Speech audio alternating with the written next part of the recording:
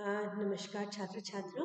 आज हम अमेरिका में नगरीय संकेंद्रण पर चर्चा करेंगे, बृहद नगरों की संकल्पना पर चर्चा करेंगे और जो अर्बन जमाव है, बृहद नगरीय विकास है, उस पर बात करेंगे। इसको इंग्लिश में एक शब्द यूज किया जाता है, मेगालोपोलिस। इसको बृहद नगर या बहुत बड़ा नगर कहा जाता है। इस शब्द का सबसे पहले जो प्रयोग है वो जीन गॉटमैन ने किया 1957 में, और जीन गॉटमैन ने अमेरिका के संदर्भ में इस शब्द का प्रयोग किया। ये जो क्षेत्र है जिसे हम मेगालोपोलिस कहते हैं, ये मेगालोपोलिस कोई एक नगर नहीं है, बल्कि कई नगरों की जुड़ी हुई एक पट्टी है जिसमें लगातार नगरीकरण है। यानी नगर के बाद रूरल आना चाहिए, यानी अर्बन के बाद रूरल आना चाहिए, ऐसा होता ही नहीं है।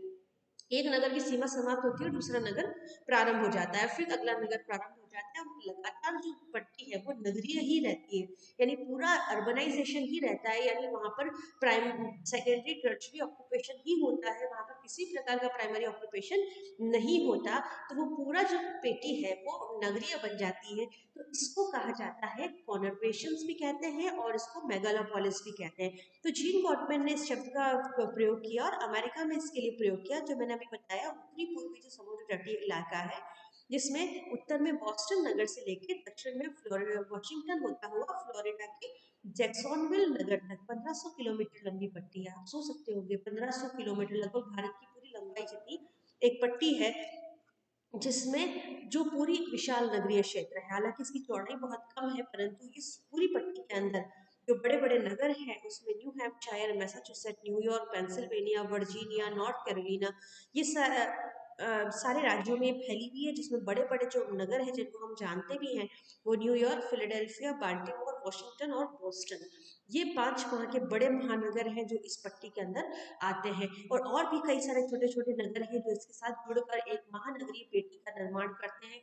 और ये महानगरीय पेटी 1500 किलोमीटर लंबी और कुछ किलोमीटर चौड़ी है, जिसके अंदर 6.5 करोड़ जनसंख्या रहती है, जो पूरे अमेरिका की जनसंख्या का 20% है। पीटर गेडिस ने सन्नगर का भी इस्तेमाल किया है। अब सन्नगर कॉन्वर्जेशंस, जिसको कॉन्वर्जेशंस कहते हैं, मेगालोपोलिस कहते हैं, ये है क्या? सबसे पहले हम इस पर चर्चा करेंगे। ये विचार शुरू ही अमेरिका से हुआ। अब अमेरिका से या कहीं से भी जो ये विचार शुरू हुआ है, मतलब अर्बनाइजेशन लगातार अगर चलता रहे और जिससे एक अर्बन सेंटर डेवलप होता है। अर्बन सेंटर जब डेवलप होते हैं, मान लीजिए मैं आपको इसको बताना चाहूंगी।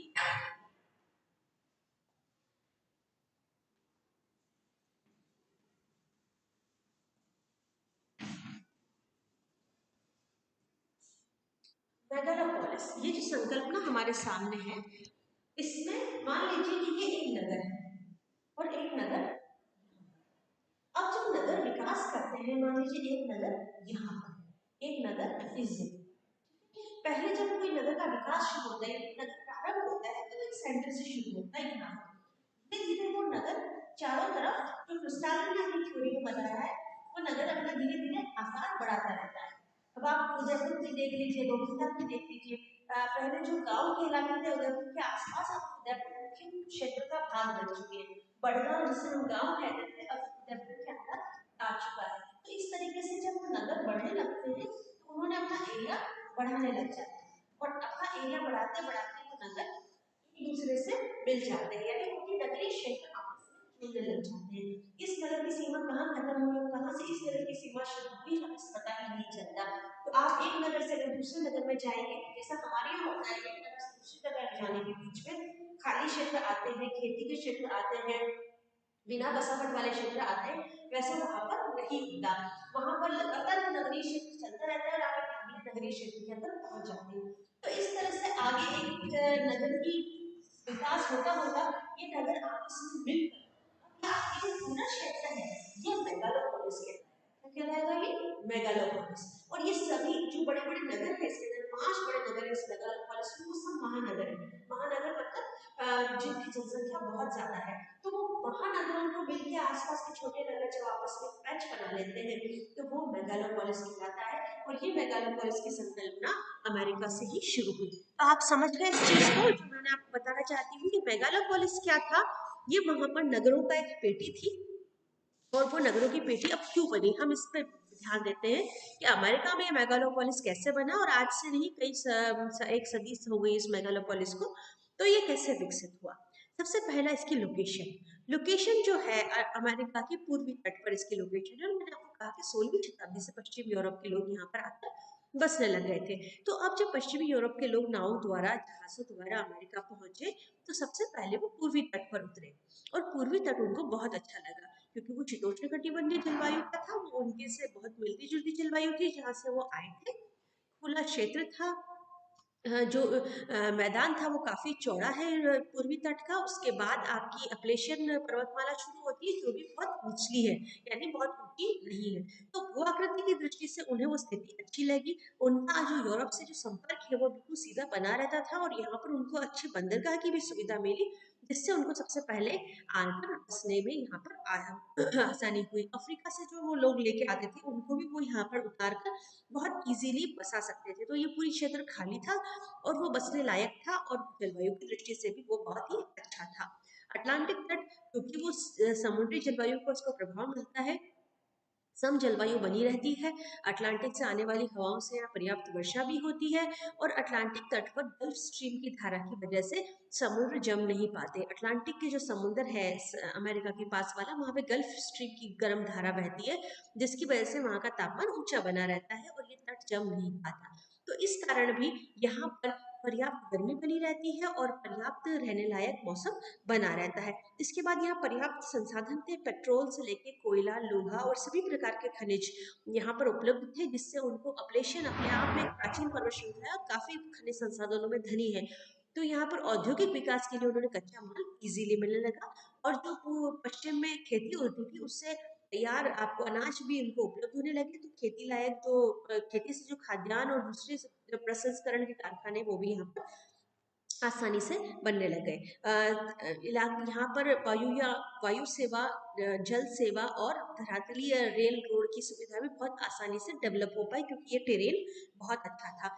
तो इस तरह से उन्होंने यहाँ पर सबसे पहले जो सेवाएं शुरू करी ट्रांसपोर्ट की, वो बहुत बेहतर थी। विश्व के सबसे बड़े बैंकर यहाँ पर हैं, बड़े बैंकर्स यानी बड़े जो बैंक हैं, आईएमएफ, इंटरनेशनल मॉनिटरिंग फंड, जो मनी फंड जो है, आईएमएफ, मुद्रा कोष जो है, विश्व आर्थिक बैंक, विश्व वित्त निगम जैसे बड़े बड़े वित्तीय संस्थानों की यहाँ पर हेडक्वार्टर्स है। यहाँ पर कई ऐसे साहसी यूरोपीय व्यापारी और उद्यमी आए, जिन्होंने बड़े पैसा लगाकर यहाँ पर काम करने का जोखिम लिया और यहाँ पर अपना पूंजी लगाई, और उससे इस क्षेत्र का विकास हुआ। उनके पास यूरोप की तकनीक और अनुभव तो पहले से ही था, और खुला क्षेत्र और संसाधन मिल जाने से वो एक बड़ा विकास को आगे बढ़ा पाए, और फिर वहाँ पर आने वाले लोगों का अपना योगदान तो उसमें बहुत ही महत्वपूर्ण था। तो ये जो मेगालोपोलिस बना, इसे बॉस्टन वाशिंगटन कॉरिडोर भी कहा जाता है। इसको वॉच वॉच कॉरिडोर भी कहा जा सकता है, और इसको अलग अलग नामों से पुकारा गया। इसमें कई सारे नगर हैं, कई सारे महानगर हैं। इसमें बॉस्टन मैसाचुसेट्स के उत्तरी उपनगरीय क्षेत्र है, इसके अंदर फिलाडेल्फिया है, वेलिंगटन है, ब्रिजफोर्ड है, न्यूयॉर्क, बाल्टीमोर और वाशिंगटन डीसी, ये बड़े बड़े शहर हैं, और कई सारे इन शहरों के उपनगर भी इसके अंदर सम्मिलित किए जाते हैं। तो ये जो क्षेत्रफल है इसका, वो पूरे देश का मात्र 2% है, जिस पर 17% देश की जनसंख्या निवास कर रही है। तो ये एक बहुत बड़ा नगर बना, और आपको जैसा मैंने बताया कि नगर क्यों बना, इसके कारण मैंने आपको समझाया। इसके बनने का कारण यह था कि यहाँ पर यूरोपीय लोगों को सबसे पहले तो आए सीधे से जहाज से, तो यहीं उतरे, तो पहले ही वो इस क्षेत्र से जुड़ गए, और दूसरा यहाँ पर उनको सभी प्रकार की सुविधाएं मिली, यूरोप जैसा क्लाइमेट मिला, और समुद्र और धरातलीय दोनों यातायात की सुविधा मिली, जिस कारण ये क्षेत्र बहुत ज्यादा बसावट के योग्य बना, और वो यहाँ बसकर अपने काम में आगे बढ़ने लग गए। आज भी यह, क्योंकि इसको ऐतिहासिक पृष्ठभूमि इसकी बहुत सुदृढ़ है, और ऐतिहासिक रूप से यह प्राथमिक, जैसे पहले जो बनने वाले नगरों में से एक है, तो आज भी विश्व के बड़े कॉन्वर्सेशंस, बड़े मेगालोपोलिस के अंदर ये गिना जाता है। हालांकि उसके बाद कई जगहों पर मेगालोपोलिस विकसित भी हुए, परंतु इसके मुकाबले में कोई भी मेगालोपोलिस नहीं है जिसका विस्तार 1500 किलोमीटर बहुत ही बड़े मायने रखता है। 1500 किलोमीटर की लंबाई में विकसित लगातार नगरीय पेटी और कहीं भी देखने को नहीं मिलती। तो आज भी यह अपने जो विश्व की नंबर 1 वाली जो रैंकिंग है वो बनाए हुए है। हालाँकि ऐसी काफ़ी कॉन्वर्सेशंस अब जापान में भी डेवलप हुई है, चाइना ने भी कुछ डेवलपमेंट की है, मगर फिर भी यहाँ पर जो रूरल जो बीच विश्व में पैचेस हैं, ऐसे कोई भी रूरल पैचेस आपको अमेरिका में देखने को नहीं मिलते। लगातार नगरीकरण की जो पट्टी है वो दिखती है। तो अगली कक्षा में हम अमेरिका की कृषि पर थोड़ी सी चर्चा करेंगे और फिर शायद एक ही और कोई टॉपिक औद्योगिक विकास का बचता है। तो ये 2 टॉपिक के बाद हमारी ये तीसरी यूनिट समाप्त हो जाएगी। धन्यवाद।